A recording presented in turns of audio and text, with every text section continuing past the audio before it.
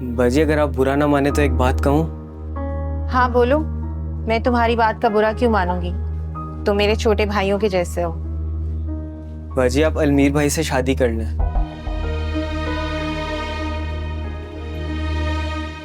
मारिया की कॉल आई थी मुझे। क्या? मगर क्यों? मारिया मुझसे शादी करना चाहती है। ये क्या बोल रहे हो बेटा? उसकी तो शादी हो चुकी है। हाँ, यही बात मुझे समझ नहीं आ रही। मैं तुम्हारे पास बहुत बड़ी उम्मीद लेकर आई हूँ। जी आंटी बताएं, मैं आपकी क्या खिदमत कर सकती हूँ? बेटा, अलमीर को माफ कर दो। किस बात की माफी?